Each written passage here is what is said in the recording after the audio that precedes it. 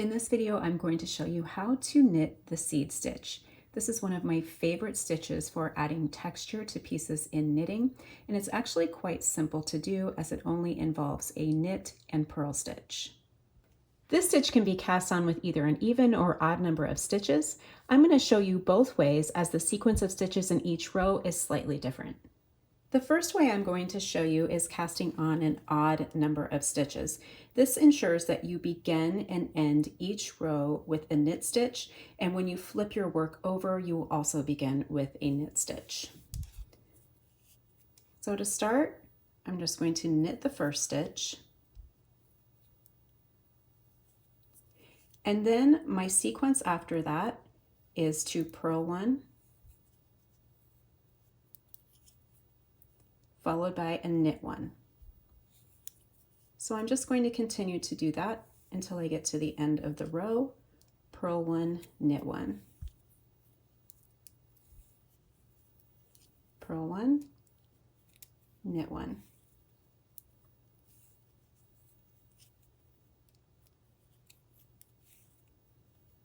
Purl one, knit one. Now I've come to my last two. I'm going to purl one and knit one. So I began and ended with a knit one. And now when I flip my work over, I'm going to repeat that same row each time. So I'm going to begin with a knit one,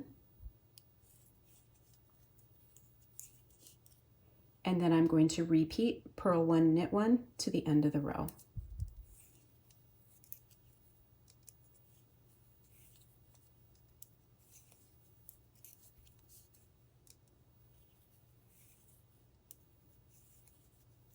And if you notice, as you're working this row, you're going to be knitting the purls and purling the knits.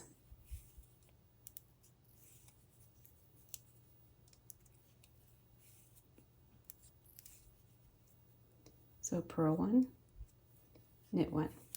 So you continue this sequence of flipping your work over and then knit one stitch and then repeat purl one, knit one to the end of the row. Then after a few rows, you'll begin to see these little bumps, or the little X's as I like to call them, that give the seed stitch its unique texture. And now I'm going to show you how to work this stitch if you have an even number of stitches for your cast on. It's very much the same as the one before. We're going to begin with a knit one and then move to a purl one. And that's going to be our sequence all the way to the end of the row. Knit one, purl one.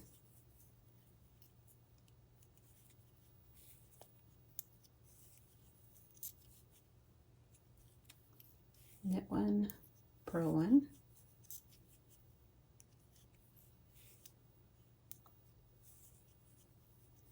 And now I'm down to my last two stitches. So I'm going to knit one and then purl one and flip my work over. If you remember, the last time we began and ended with knits because our knit stitch on the end turned into a purl when we flipped it over. But because we're doing this with an even number of stitches, we're going to end up with a knit stitch this time instead of a purl stitch. So what that means is our row number 2 is going to be done just in reverse. So we're going to start with a purl stitch,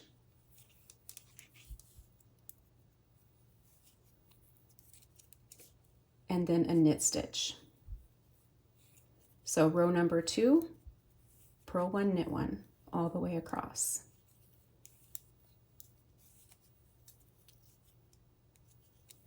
So essentially what you're doing is you're knitting the purls from the previous row and purling the knits. And that's what gives those little bumps. So last two stitches, purl one and knit one. Now when we flip our work back over, you can see that we have our last stitch was a knit stitch, which ends up being a purl stitch on this side. So we're going to start over with row 1 again, which is knit 1, purl 1.